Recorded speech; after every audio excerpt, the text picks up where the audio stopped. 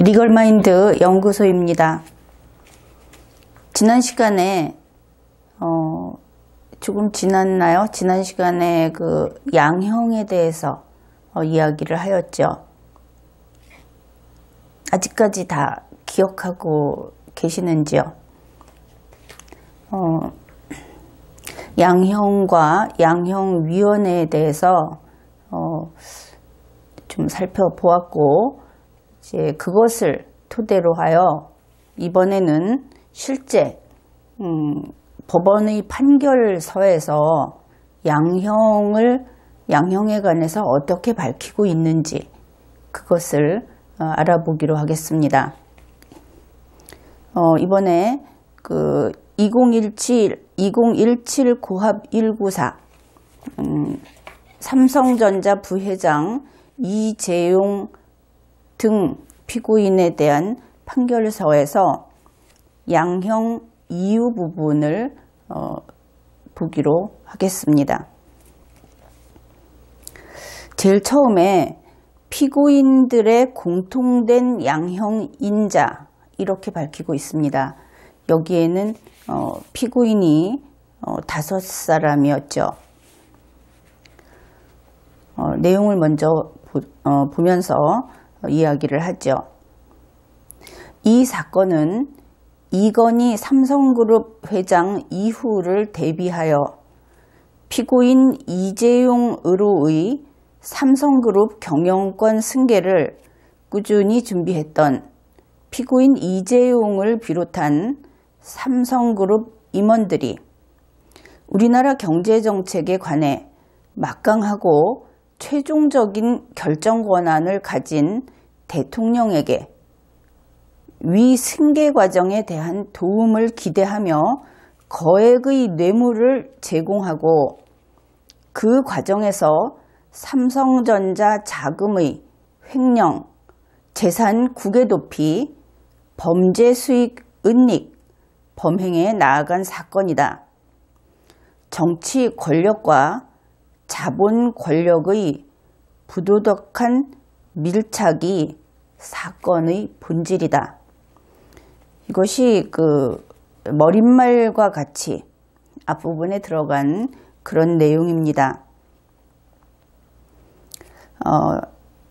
전반부를 보면 마치 그러니까 삼성그룹의 경영권 승계에 대하여 어떤 다툼이 있었고, 그리고 그 경영권 승계를 위하여 비겁한 다른 어떤 힘을 빌어와서 경영권을 승계하려고 했던 사건이 있었던 것이 아닌가.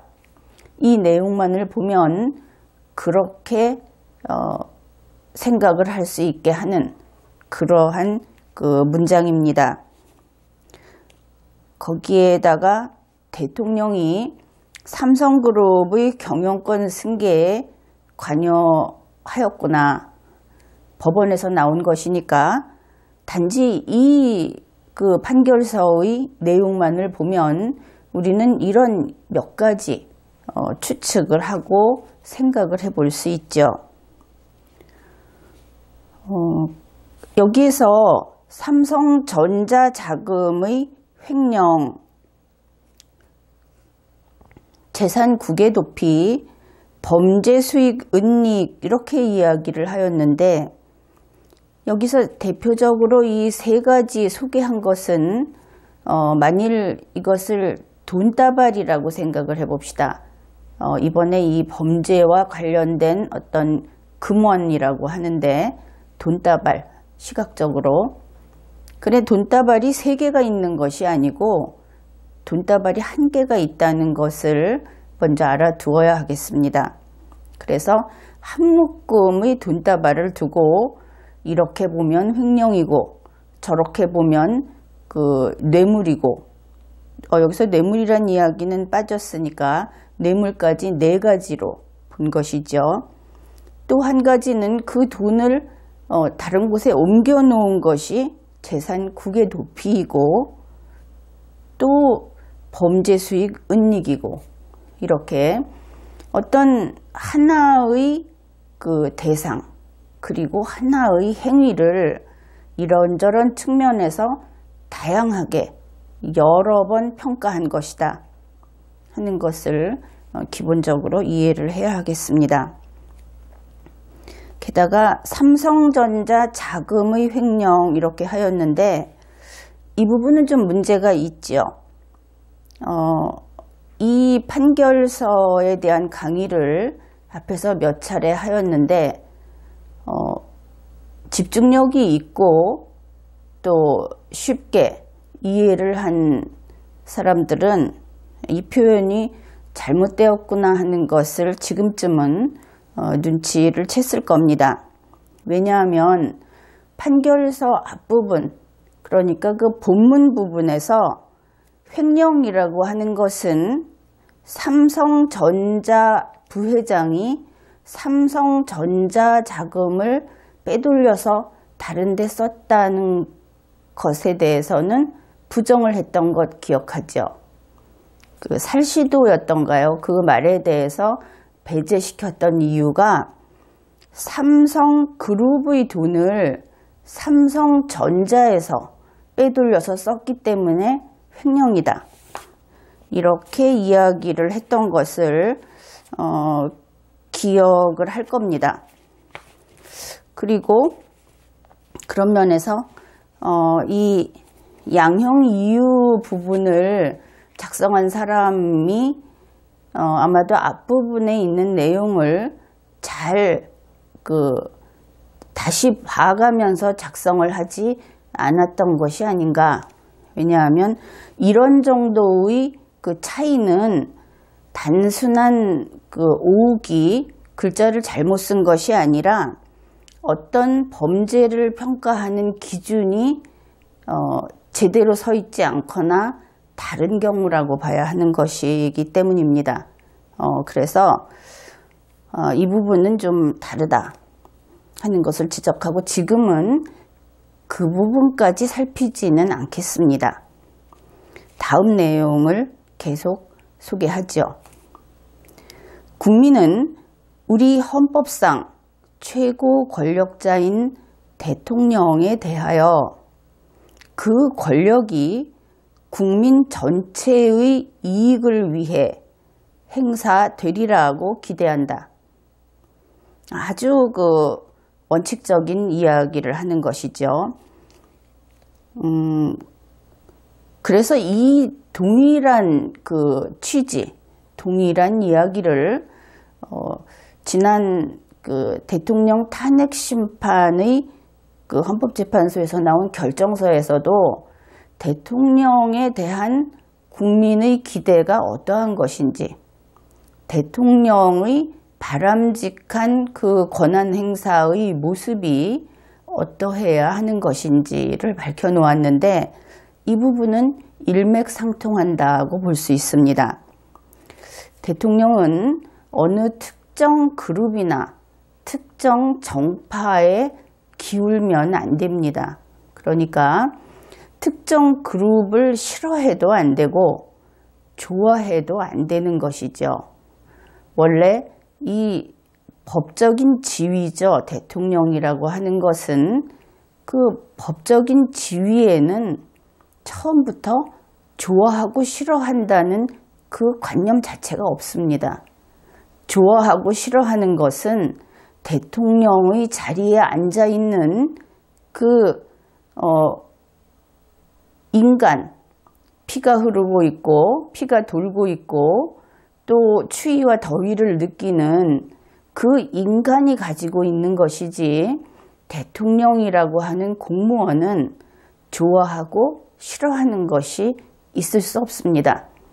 그런데 현재 우리가 가장 최근에 보았던 박근혜 대통령 그리고 현재의 문재인 대통령 두 사람 다 그러한 자질이 부족하죠. 좋아하고 싫어하는 것을 업무 중에 느낄 뿐 아니라 그것을 밖으로 공표까지 합니다. 이 부분은 대단히 실망스럽고 그들이 공직자가 될 훈련이 부족한 사람들이었다. 그렇게 평가할 수밖에 없죠. 박근혜 대통령은 이제 과거의 인물입니다. 그러나 문재인 대통령은 현재의 대통령이기 때문에 그래서 더욱 이 부분을 시정하고 제대로 대통령의 임무를 수행하라고 국민이 촉구할 수밖에 없는 것이죠. 그러다 보니 문재인 대통령에 대한 비판이 많이 나오고 있는 것입니다. 다음 부분을 계속 보겠습니다. 사회 경제적으로 막강한 영향력을 가진 대기업에 대해서는 이제부터는 기업에 대한 기대사항을 이야기하고 있습니다. 합법적이고 건전한 경제활동을 통해 이윤을 창출하여 국민 경제에 이바지하고 사회적 책임을 다하리라고 기대한다. 법원에서는 이렇게 그냥 듣기에는 무난한 이야기를 하였습니다. 그리고 국민 여러분들도 이 기업의 사회적 책임이라는 이야기를 많이 들어보았을 겁니다. 기업의 사회적 책임을 강조하는 그러한 정치 세력이 현재 문재인 대통령을 지지하고 있는 대통령은 국민 전체가 지지하죠. 그런데 그 문재인 대통령이 본인의 정치색을 아직 버리지 못하고 그 편협한 정치를 하고 있기 때문에 이것을 편협하다고 하는 것은 5천만이 아니라 그 중에 자기 편과 자기 편이 아닌 것을 나누니까 편협하다고 이야기합니다. 그래서 자기 편이 아직 있습니다. 이 대한민국 전체의 편이 아니라 대한민국 전체가 둘로 나뉘어서 싸울 때에는 어느 한쪽에 가서 가담을 하고 있는 것이 현재 문재인 대통령의 그 아쉬운 모습이죠. 대통령답지 못한. 그래서 그 자기 편이라고 하는 사람들이 강조하고 있는 것이 기업의 사회적 책임입니다. 그런데 이것은 학자들이 말로 사회적 책임 부분을 연구할 때는 그렇게 할 수도 있습니다. 그런데 이것을 기업을 밖에서 바라다 보면서 기업의 사회적 책임을 이야기하게 되면 이때는 중대한 문제가 발생합니다. 대한민국의 기업은 모두 공기업이 아니죠. 원칙적으로 대한민국에서는 사기업이, 왜냐하면 사유재산제 그리고 자유경쟁 경제체제, 이것을 헌법이 선언을 했기 때문에 기업은 사기업이 원칙입니다. 그런데 기업의 사회적 책임이라고 이야기를 하게 되면 우선은 대한민국 안에 사회가 있는가 하는 데서 시작하게 되겠죠.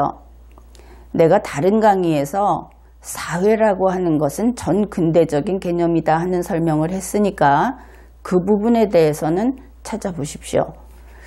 우리가 아직도 사회라든지 이 국가 전체를 이야기하면서 국민보다는 시민이라는 말을 많이 쓰고 있습니다. 그러니까 우리가 100년 전 사람들하고 같은 이런 그 사회과학적 개념을 사용하고 있는 것이죠. 그런데 그 부분은 쉽게 바뀌지 않습니다. 바로 그 앞세대로부터 배우고 배워서 전달받기 때문에 스스로 탐구하고 스스로 그 개념 설정을 분명히 하기 전에는 고쳐지지 않고 별 생각 없이 사용하는 경우도 있으니까 그렇습니다만 법률에서는 가장 먼저 이것을 바로 잡아 놓았습니다. 또한 국가 법체제 안에서 다른 어떤 공적 사무라든지 이런 데에서는 분명히 분류가 되어 있죠. 그럼에도 불구하고 기업의 사회적 책임이라는 말이 국무회의석상이라든지 또 대통령 개인의 조직인 헌법에서 인정하지 않기 때문에 청와대 내의 어떤 회의석상이라든지 하는 곳에서 빈번히 나오고 있습니다. 이 부분을 좀 간략하게 살펴보기로 하죠. 대기업이, 특히 대기업이 합법적이고 건전한 경제활동을 한다 하면은 우선은 건전한 하는 부분은 그 도덕적 개념입니다. 그래서 도덕적인 것까지 요구하는 것은 이 법원에서 보는 그 기준으로서는 과도하죠. 그래서 합법적인까지만 가면 됩니다. 기업이 합법적인 편법이나 탈법적인 것이 합법이 아니라는 선을 분명히 그어주면 그러면 기업은 도망칠 곳이 없죠. 법을 지켜야 하는 것이고 법은 최소한 그것만 지켜주면 나머지는 그 기업 자체의 선택에 기업이 자유로이 투자를 하고 이윤을 창출하고 하도록 자유 영역으로 넘겨주는 것입니다. 우리 개인에게 그렇듯이 대한민국은 법만 지키면 나머지는 인간관계를 빼놓고 나머지는 자유에 맡기는 그런 국가입니다. 그래서 여기에서 건전한이라고 하는 부분은 사족이다. 이렇게 지적을 할 수 있죠. 어떻든 기업이 이렇게 합법적으로 이윤을 창출하여 여기까지는 그냥 읽어둘 수가 있습니다. 국민경제에 이바지하고 그러면 기업은 대단히 좋은 존재이겠죠. 스스로 이윤을 창출해서 국민경제에 이바지한다. 이바지라고 하는 것은 국민경제에 그저 기업이 이윤을 창출하면 국가의 부가 늘어나게 되죠. 그래서 국민경제가 성장하는데 기여한다. 이런 것보다는 이바지라는 개념은 그보다 좀 더 강합니다. 그러니까 국민경제가 성장하는 그 앞에 동력을 좀 제공하는 이 정도 어떤 책임을 좀 지고 있는 이렇게 좀 무게가 좀 더 있는 표현이죠. 그래서 국민경제에 이바지하고 사회적 책임을 다하리라고 기대한다. 이렇게 되어 있습니다. 그러면 여기에서 기업의 사회적 책임이 이윤을 창출을 해서 그 이전에 법을 지키고 건전하게 경제활동을 하고 그리고 이 둘이 같은 의미라면 별 문제는 없습니다. 그리고 나서 이윤을 창출하고 그래서 국민경제에 이바지하고 그 다음에 사회적 책임을 또 다하라고 그랬습니다. 이것이 겹쳐지는 것이 아니라 사회적 책임이라고 하면은 요즘의 개념으로 이야기하면 그 취업을 하려고 하는 사람들한테 일자리를 제공하고 그리고 기업에서 만일 30만큼 일하는 사람이 필요해서 30만큼 뽑고 이제 직원을 선발하고 100만큼 일하는 직원이 필요해서 100만큼 일하는 직원을 선발을 했더니 국가에서 사회적 책임을 다해라 하면서 30만큼 일하는 직원에게 100만큼 대우를 하라. 이러한 요구를 하고 있죠. 그것이 거기에 부응을 하면 국가에서 이 고용정책을 펴는데 도움을 주고 취업을 하고 싶은 사람들과 그들에게 그 보수를 기업이 그 보수를 공급하는 상황이 되어버리죠. 어느 정도 그 최저임금을 보장하라. 그 최저임금이라고 하는 것은 기업이 거기에 따를 수 없다고 하는 선까지 지금은 올리고 있습니다. 원래 이 최저임금이라는 것은 흡족한 임금이 아니죠. 그 최저임금으로 생계를 유지할 수 있을 것이라는 개념 자체가 다시 찾아보면 과도합니다. 왜냐하면 이 최저라고 하는 것은 그 주는 자의 경우에 감내할 수 있는 선을 기준으로 하는 것이지, 받을 사람이 그 정도는 필요하다고 하는 선을 기준으로 하는 것이 아닙니다. 그런데 이것이 어느 순간 바뀌어버렸죠. 그러니까 우리의 그 현대사를 되돌아보게 되면 어느 순간 이 선이 바뀌었습니다. 지금은 최저임금이라는 개념이 바뀌어 있는데, 그렇기 때문에 현재 갖가지 문제들이 생기고 있는 겁니다. 어떻든 기업에게 이러한 사회적 책임을 요구합니다.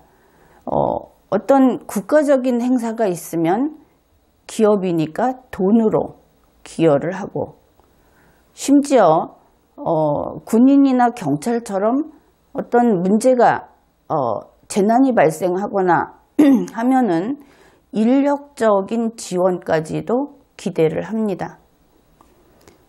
그러면 이렇게 되겠죠. 어떤 기업이 이익을 남기지 못하고 현상 유지를 했다. 그 다음 해에 직원을 추가로 더 채용하지 못하고 현상 유지를 해서 새로운 직원을 선발하지 않게 됐다. 그러면 기업은 사회적 책임을 다하지 못한 것입니다. 기업은 돈을 벌지 못하면 거기에 대해서 책임을 지고 경우에 따라서는 징계도 받고 처벌도 받아야 한다는 관념이 이 바탕에 있는 것이죠. 그렇다면 이것은 기업에게 사기업으로서 자신이 자신의 능력과 노력을 가지고 창출하는, 이익을 창출하는 부분이 그들의 공이 아니라, 그들 자신의 성과가 아니라 의무이행으로 바뀌어 버리는 것입니다. 현재 우리나라를 돌아보면 이와 같이 그것이 이루어낸 것이다, 혹은 성장한 것이다 하고 보아야 할 부분을 아주 많은 영역에서 의무화해 놓았습니다. 의무로 인식을 하는 것이죠. 빚으로. 이 법원의 양형 이유 부분에도 이러한 기업에 대한 오늘날의 인식이 들어가 있는데, 이것은 전 세계의 그 논리적이고 지적인 사고를 하는 그 인간 그룹, 그리고 법 체계가 바로잡힌 그런 문명국에서는 이 뒤집혀 있는 상황을 아주 기이하게 바라보고 있다 하는 것을 우리가 인식해야 하겠습니다. 그래서 우리나라에서 상식으로 통용되고 있는 것들이 그 국제 관계에 나가게 되면, 국제 관계에서는 그 아집으로 혼자만 모든 룰을 파괴하고 그 몰상식한 그러한 사람들로 인식되고, 협상이라든지 어떤 조약이라든지 하는 것을 체결하는데 어려움을 겪게 되는 이유가 그것입니다. 이 문제는 심각한 것이죠. 그 국가 간의 어떤 협약을 맺고 바로 이어서 그것을 고치겠다든지, 일방적으로 그것을 없던 것으로 하겠다든지 하는 것은 그 국제 관계에서 잘못하면 배제당할 수도 있는 그러한 위험한 태도입니다. 어떻든 기업은, 나의 생각을 이야기하자면 사회적 책임을 다할 필요는 없습니다. 법만 지키면 되지요. 기업이 법도 안 지키는 경우도 많이 있습니다. 최서원의 국정농단 사건이 단초가 되어 드러난 이 사건을 보면서 국민들은 대통령 직무의 공공성과 청렴성에 대한 근본적인 의문을, 최대 기업 집단 삼성그룹의 도덕성에 대한 불신을 갖게 되었다. 대한민국의 최고 정치 권력자인 대통령과 대규모 기업 집단이 관련된 정경유착이라는 병폐가 과거사가 아닌 현실이라는 사실로 인한 신뢰감 상실은 회복하기 쉽지 않다. 더욱이 피고인들이 삼성그룹을 대표하는 임원들이라는 점에서 우리 사회와 경제에 미친 부정적 영향은 매우 크다. 피고인들은 승마 지원 관련된 뇌물로 약 73억 원, 피고인 이재용, 최지성, 장충기는 영재센터 지원 관련 뇌물로 약 16억 원을 제공하여 거액의 뇌물을 공여하였고, 이를 위해 삼성전자의 자금을 횡령하였다. 이 부분도 여러분 스스로 확인해 보십시오. 그것이 삼성전자의 자금인지 아니면 삼성그룹의 자금인지. 횡령액에 대하여 현재까지 피해 변제가 이루어지지 않았다. 이 부분은 지난 그 양형에 관한 강의에서 이야기를 했는데, 이들이 횡령을 했다고 인정을 했을 때 그러한 범죄에서는 피해의 변제를 기대할 수 있겠죠.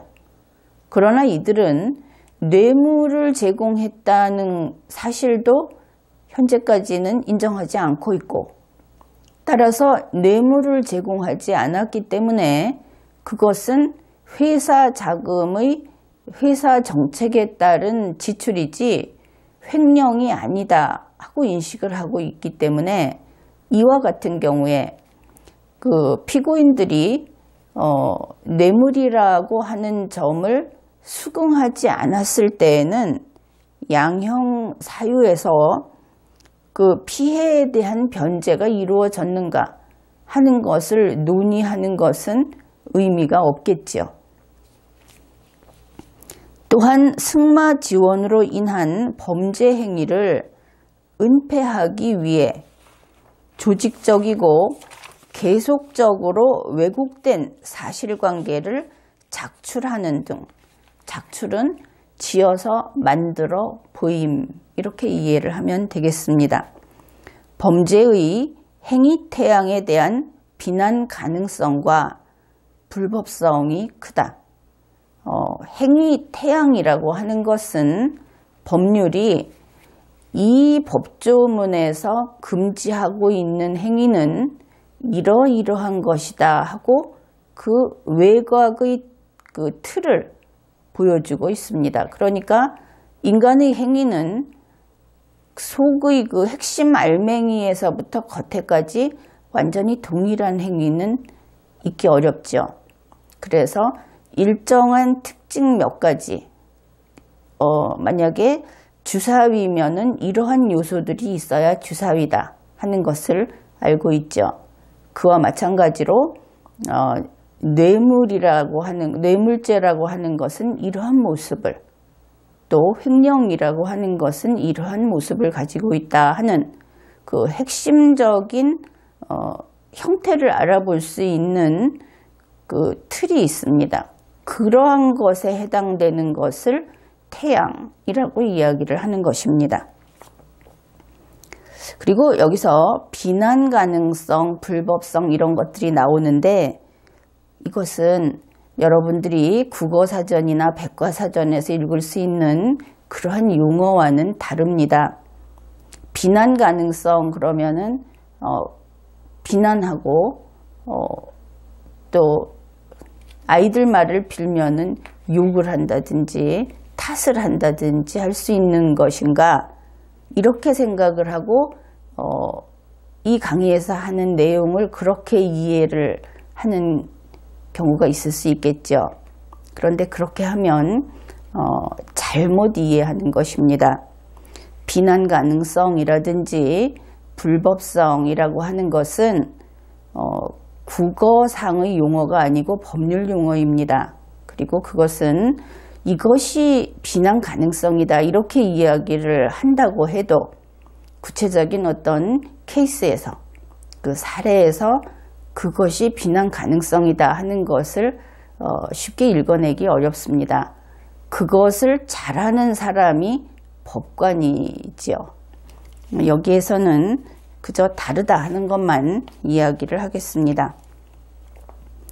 위와 같은 사건의 본질, 뇌물범죄로 인한 부정적 영향, 구체적인 뇌물액과 이를 은폐하려고 한 행위 등은 피고인들에게 불리한 양형 요소로서 고려한다. 지금 이야기한 이런 것들은 형을 감경하는데 기능을 하지 못한다. 그렇게 생각하면 될 것입니다. 다만 피고인들은 승계작업이라는 포괄적 현안이나 이를 구성하는 개별 현안에 관하여 대통령에게 적극적, 명시적으로 청탁을 하고 뇌물을 공유한 것이 아니라 대통령의 적극적인 지원 요구에 수동적으로 응하여 뇌물을 공유한 것이다. 즉 대통령은 이제부터는 이 최순실 씨의 본명, 현재의 이름을 쓰지 않겠습니다. 최순실과 공모하여 3차례의 단독 면담을 통해 피고인 이재용에게 적극적이고 구체적인 지원 요구를 하였고, 피고인 이재용은 승계 작업에 관한 대통령의 도움을 기대하면서 다른 피고인들에게 승마 지원과 영재센터 지원을 지시하여 그러한 요구에 응한 것이다. 이 부분에서는 그 법원이 조금 갈팡질팡하는 모습을 보이고 있습니다. 여러분 중에도 이것을 읽어낸 분이 있겠죠. 왜냐하면 앞에서 그랬죠. 이 피고인들이, 그러니까 이 삼성전자 측의, 그러니까 이재용 피고인 측 같이 이번 사건에 같이 재판을 받은 이 피고인들이 적극적 명시적으로 청탁을 하고 뇌물을 준 것이 아니다. 대통령이 적극적으로 지원 요구를 해서 수동적으로 뇌물을 준 것이다. 그 다음에는 대통령이 최순실과 공모해서 3차례 단독 면담에서 적극적이고 구체적으로 뇌물을 요구했다. 이렇게 됩니다. 그런데 지금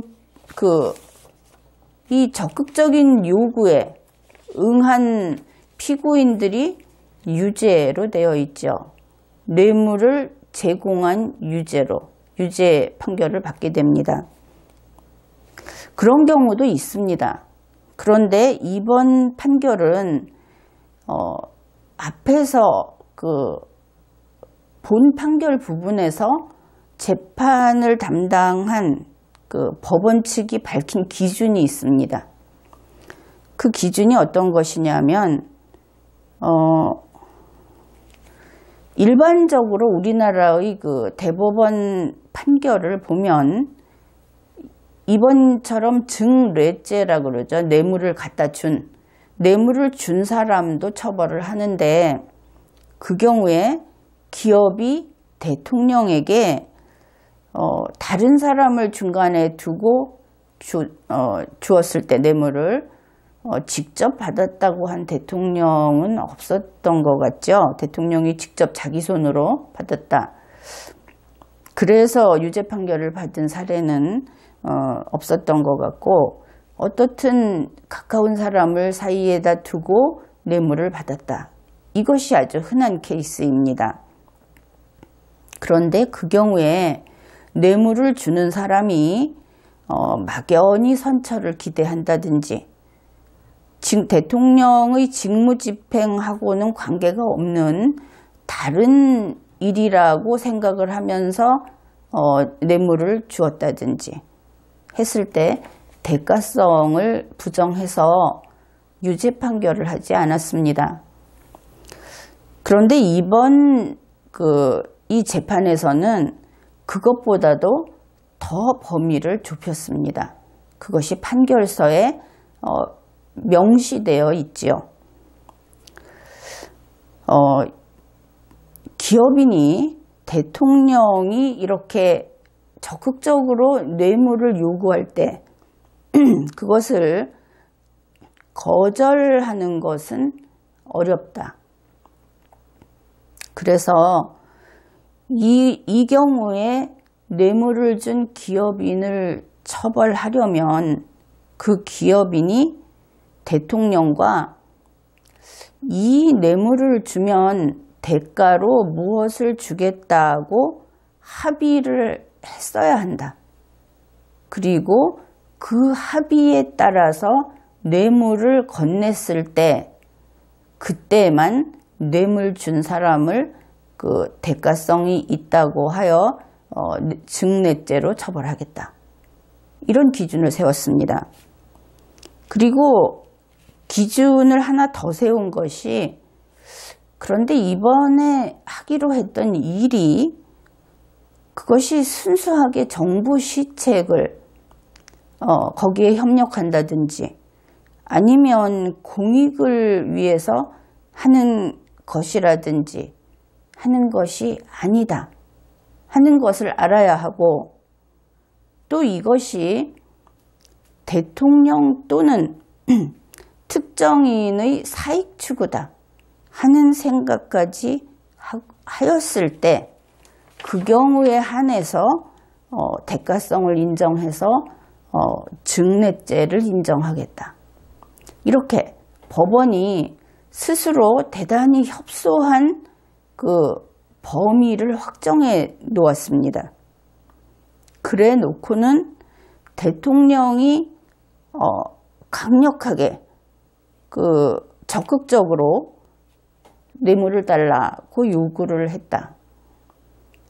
그런데 거기에 승복해서 본인이 어떤 대가를 원한다는 것을 명시적 적극적으로 청탁을 하지 않은 그런 이재용 피고인 측이 뇌물을 준 것은 증례죄이고, 그렇게 뇌물을 준 것이 회사 돈이기 때문에 횡령죄이고, 이런 식으로 판단을 했던 것이죠. 그래서 법원 자신의 기준에 법원이 위반된 그런 모습을 우리가 확인할 수 있습니다. 이 부분이 좀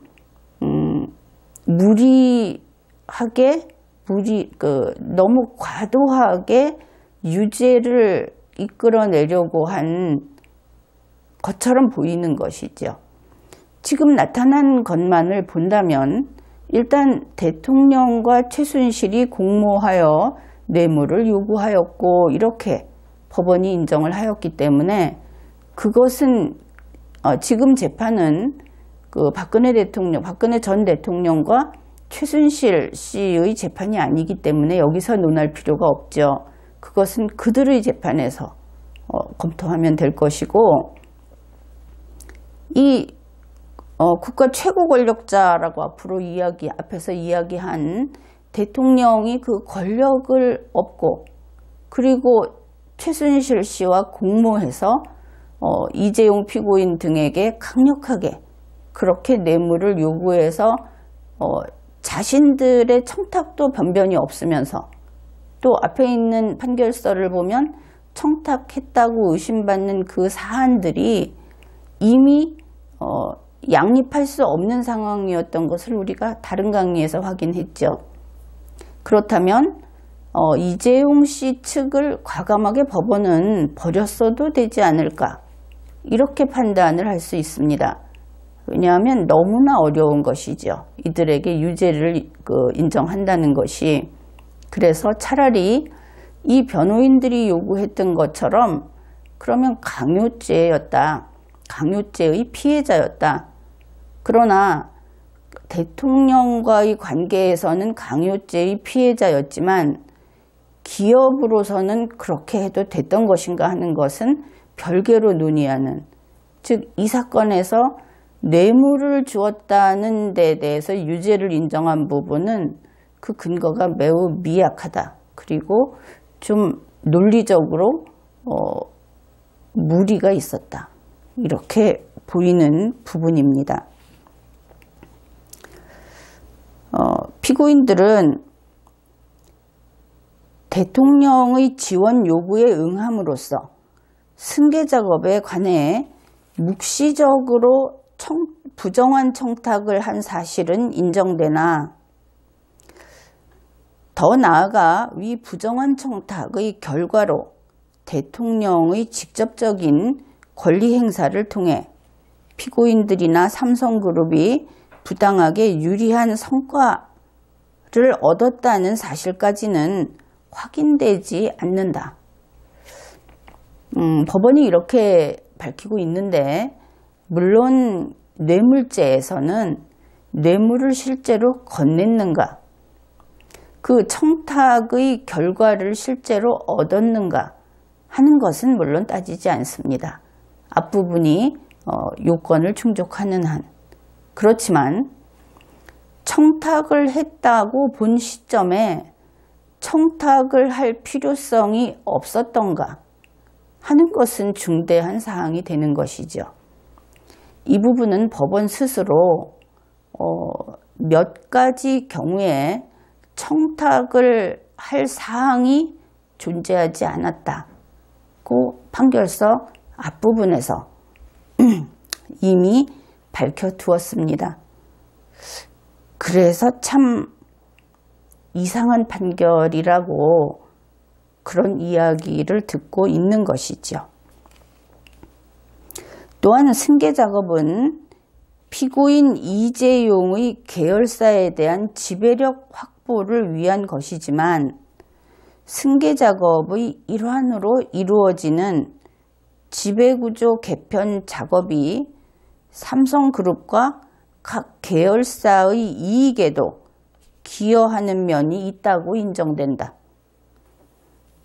지배구조 개편 과정이 오로지 피고인 이재용만의 이익을 위한 것이라고 단정하기 어렵다는 점은 피고인들의 뇌물 공여와 횡령 범행에 대한 비난 가능성을 완화시키는 요소이다. 이것 보십시오. 이 내용도 그렇죠. 법원이 이렇게 이야기를 한다면 재판관의 내심은 어떻게 보이냐 하면은 아무리 봐도 유죄로 인정하기는 마땅치 않은데 일단 유죄라고는 해야 하겠다. 거의 이렇게까지 보이는 그 문장 구도입니다. 위와 같은 수동적 뇌물 제공 경위, 명시적이고 개별적 청탁 및 부당한 결과의 부존재, 승계 작업과 무관한 지배구조 개편의 필요성 등은 피고인들에게 유리한 양형 요소로 고려한다. 여기에서는 이런 내용들을 유리한 양형 요소로 고려한다고 하였지만 사실은 이러한 것들은 범죄 성립이 어려운 요소가 되는 것이죠. 법원에서 다시 이 사건을 다루게 될 것이라고 알려져 있죠. 항소를 하였다고 하니까 그때에는 어떤 지금과 같이 이렇게 아주 부자연스러운 이러한 판단이 아니라 단지 법만 바라보고 하는 그런 누구나 쉽게 논리적으로 납득할 수 있는 판결이 나오기를 기대해 봅니다. 그 다음으로 이제 피고인 각자에 대해서 양형 이유를 이야기합니다. 피고인 이재용 징역 5년. 피고인은 이 사건 뇌물공여 범행에서 대통령에 대한 청탁의 대상이었던 승계작업의 주체이자 승계작업의 성공으로 인한 이익을 가장 많이 향유할 지위에 있는 사람이다. 이 부분은 미래사실이죠. 아직 지금 경영권자가 사망하지 않았으니까 피고인은 이 사건 각 범행 당시 삼성그룹의 사실상 총수로서 다른 피고인들에게 승마 지원과 영재센터 지원 등을 지시하고 각 범행을 촉진하는 역할을 하였는 바 이 사건 범행에 대한 실제 가담 정도나 범행 전반에 미친 영향이 상당히 크다. 피고인은 국회 국정조사 청문회에서도 자신의 범행을 감추기 위해 허위의 증언을 하였다. 이것이 형법상 위증죄의 행위태양이 아닙니다.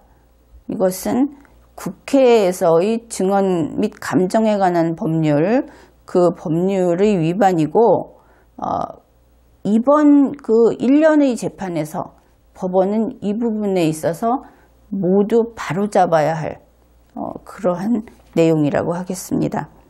특히 위증죄 부분에 있어서는 공소사실이 위증죄로 되어 있는 부분은 전면 재검토를 해야 할 것입니다. 다른 피고인의 경우에도. 한편 피고인은 대통령의 적극적인 요구에 수동적으로 응하여 뇌물 공여 범행에 관한 의사결정을 한 것이다. 피고인은 직접 대통령으로부터 승마와 영재센터에 대한 적극적이고 구체적 지원 요구를 받은 당사자로서 대통령의 요구를 쉽사리 거절하거나 무시하기 어려웠을 것으로 보여 피고인의 뇌물 공여에 관한 의사결정 과정에서 다소 참작할 만한 사정이 있다. 피고인이 승계작업을 추진하는 과정에서 개별 현안들에 관하여 대통령에게 청탁하였다거나 그 청탁의 결과로 자신이나 삼성그룹에 부당하게 유리한 결과를 얻었다는 사실까지는 확인되지 않고 위 승계작업의 추진이 오로지 피고인만의 이익을 위한 것이라고 단정할 수도 없다. 다시 한번 이러한 내용을 확인하였습니다.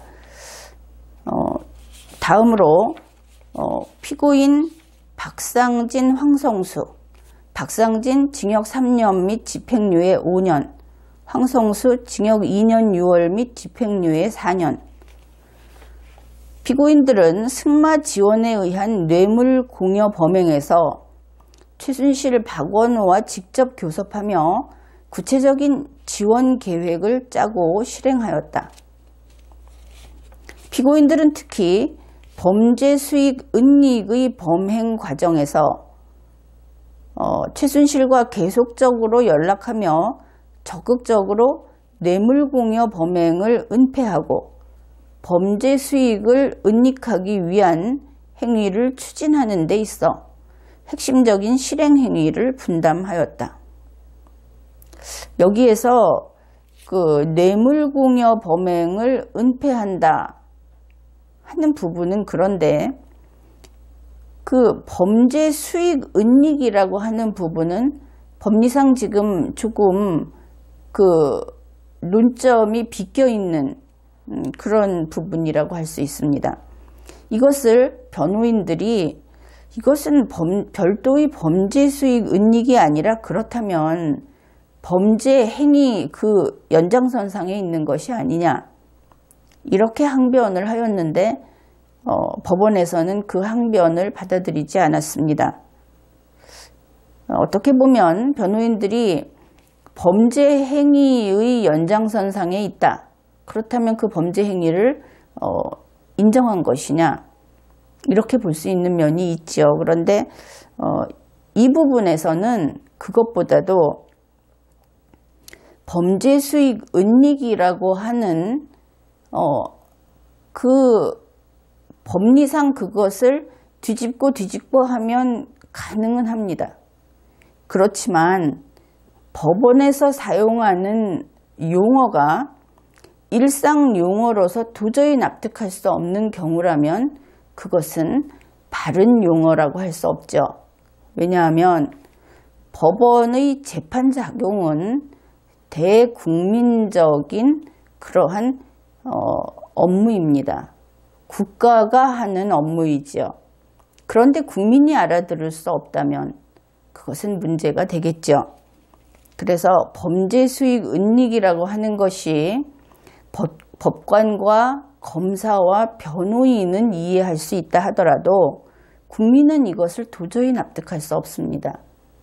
이 부분에 대해서는 이 판결서를 작성하면서 국민이 알아들을 수 있도록 쓰던지 아니면 이 용어가 적절치 않다 하는 데 대해서 고민을 해보기 바랍니다.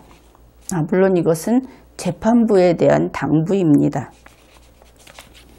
한편 피고인들이 핵심적인 실행행위를 분담한 범죄 수익 은닉 범행은 횡령한 삼성전자 법인 자금을 의도적으로 은닉하여 피해 회복에 지장을 초래하거나 피해 회복을 하지 않기 위한 것이라기보다는 뇌물공여 범행을 은폐하기 위한 과정에서 저질러진 것으로 그 범행 동기와 경위에 참작할 사정이 있다. 바로 이렇게 뒤에서 스스로도 그 범죄 수익 은닉의 범행이라는 말에 대해서 그 속칭 찜찜해하는 그 모습이 그대로 드러나 있죠. 피고인 박상진은 정년에 이르도록 삼성그룹에서 근무를 하다가 삼성그룹의 정기 인사에 의하여 삼성전자 대외협력 사장과 대한승마협회장 임무를 맡게 되었고 이를 계기로 이 사건 범행에 가담하게 되었고 피고인 황성수는 피고인 이재용 등이 결정한 인사조치를 계기로 이 사건 범행에 가담하게 되었다. 피고인들이 뇌물 제공 여부에 관한 의사결정 권한을 가지고 있었다고 보기 어렵고 횡령 범행에 있어서 주도적인 의사결정을 하였다고 볼 수도 없다. 피고인들은 승마지원의 실무자로서 범행에 가담한 것이고 그러한 지위에서 범죄 수익 은닉 등의 범행에서 핵심적인 실행행위를 분담한 것일 뿐 전체적인 범행의 기획 및 그와 관련된 핵심적인 의사결정에는 관여하였다고 보이지 않는다. 여기에서 피고인들이 승마지원의 실무자로서 가담하였다. 이 판결서에서는 승마지원의 실무자로서 범행에 가담하였다. 이렇게 밝히고 있습니다. 그런데 이것이 범행이라는 것을 제외시키면 승마지원의 실무자로서 가담하였다. 이렇게 되겠죠. 이번 사건에서 피고인으로 들어있는 사람들은 대한승마협회장,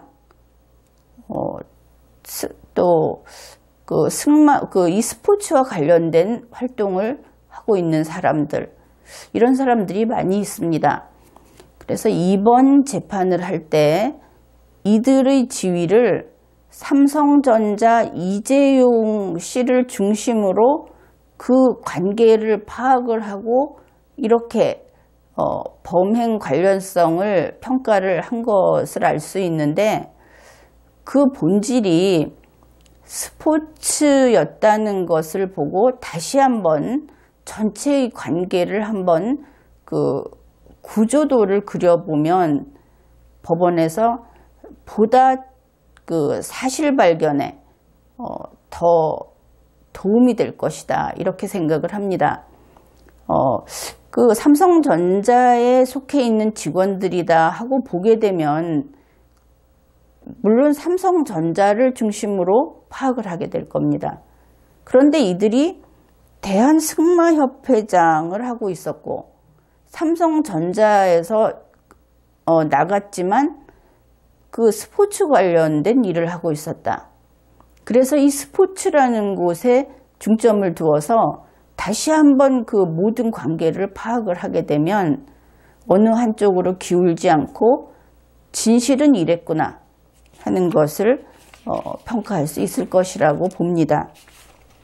그러면 법원이 이 양형 이유에서 밝힌 것과 같이 이 사람들은 이런 범죄자인데, 그런데 그 범죄 행위라는 것이 결국 보면 우리나라 경제에서 그렇게 가야 한다고 생각하는 바람직한 방향으로 가는 것이 있었고, 또 이 사람들이 그것을 해서 사익을 추구한 것도 별로 보이지도 않고, 이러한 그 어떤 상황 설정이 안 맞아 들어가는 부분이 대단히 많이 나오죠.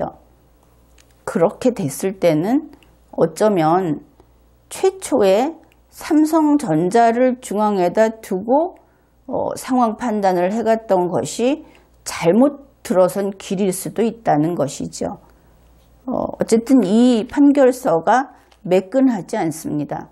스스로 이야기해놓고 스스로 번복하고, 그리고 그 제일 처음에 설정해놓은 이들은 이래서 이런 범죄 행위를 하였을 것이다 한 것을 스스로 다 깨고 있습니다, 법원이. 그것은 아마도 올바른 판단이 아닐 수 있다, 이렇게 볼 수 있겠죠. 만일 그것이 진실이었다면, 사실이었다면 모든 것들이 그렇게 자꾸 이것은 좀 과도하다, 이것은 좀 맞지 않다, 이런 것들이 나오는 것이 좀 이상하지 않습니까? 4번 피고인 최지성, 장충기 각 징역 4년. 이 사람들이 이제 이번 사건의 마지막 피고인들입니다. 피고인 최지성은 미래전략실 실장, 피고인 장충기는 미래전략실 차장으로서 삼성그룹 의사결정 구조의 정점에 있는 사람들이다. 피고인들은 피고인 이재용으로부터 승마와 영재센터 지원에 관한, 이 영재센터도 동계스포츠 관련된 것입니다.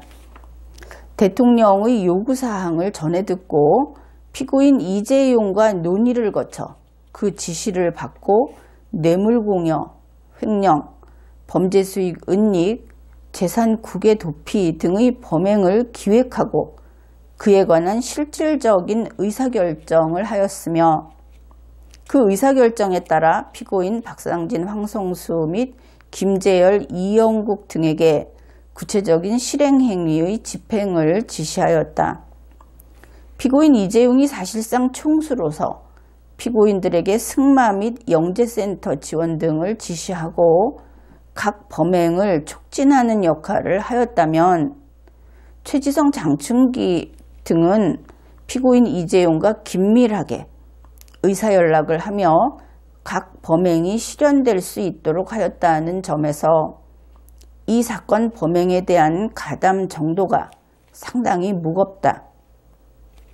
한편 피고인들은 삼성그룹에 수십 년간 몸담아온 직장인으로서 이 사건 범행을 통해서 피고인 이재용의 승계 작업이 성공한다고 하더라도 직접적으로 이익을 누릴 수 있는 지위에 있지 않다.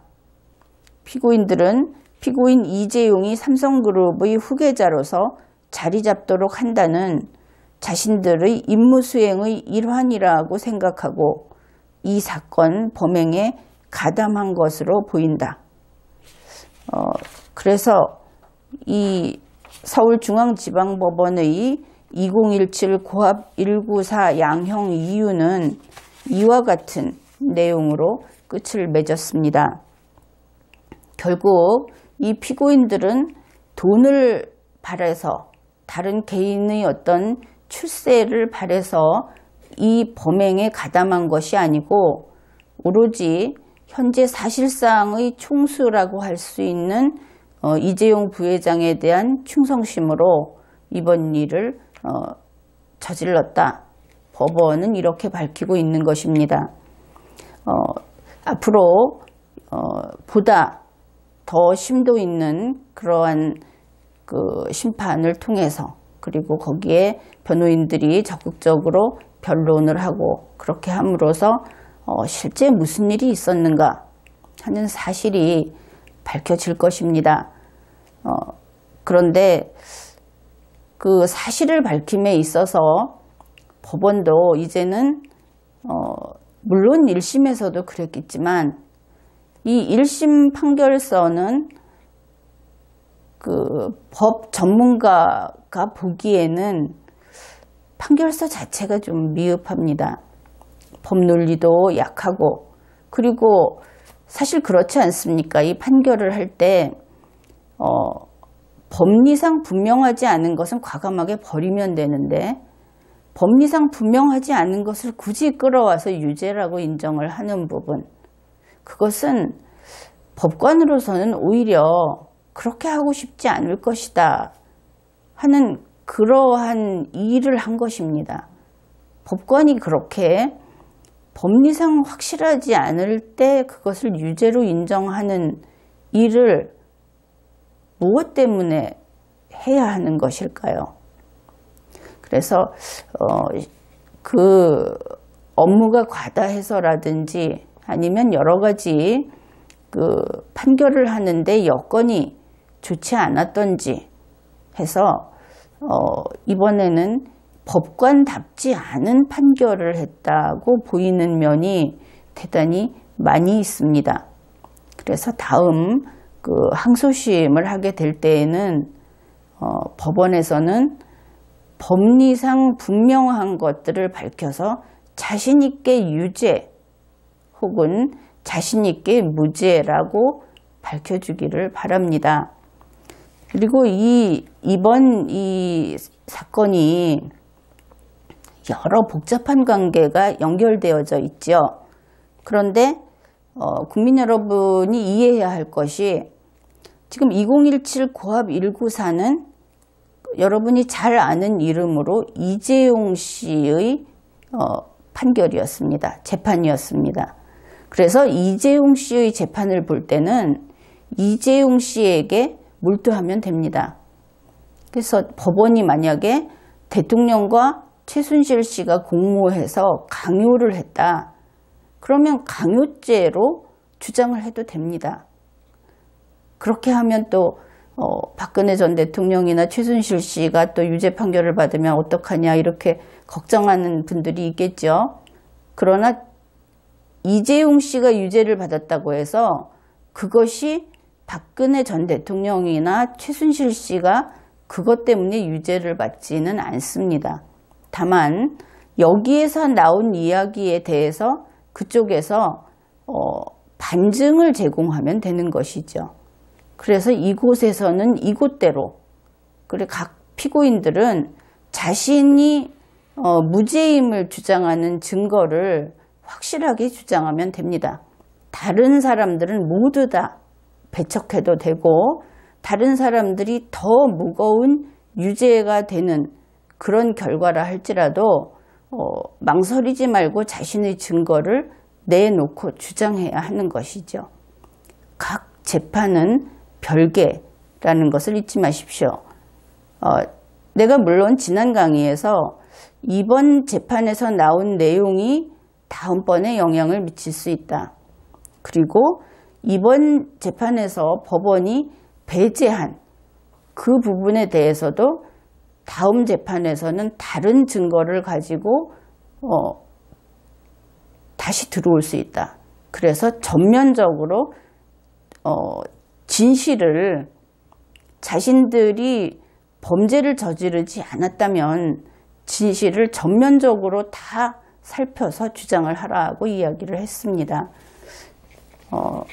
그런데 지금 특검과 검찰에서는 앞에 나온 그 판결서, 앞에 나온 재판에서 다룬 증거라든지 하는 것들을 원용하겠다고 하고 있죠. 그 부분에 대해서도 법리를 따져서 앞의 재판에서 있었으니까 어쩔 수 없지 이런 것이 아니라는 것입니다. 분명히 앞의 재판에서 법원이 인정을 했더라도 다른 재판에서는 별개의 문제로서 거기에 대해서 항변하고 반증을 제시하고 해서 각자 최선을 다해야 하는 것이죠. 그리고 유죄의 부분은 유죄로서 인정을 하는 것이 더욱 바람직할 것입니다. 이번 회에는 여기까지 하겠습니다.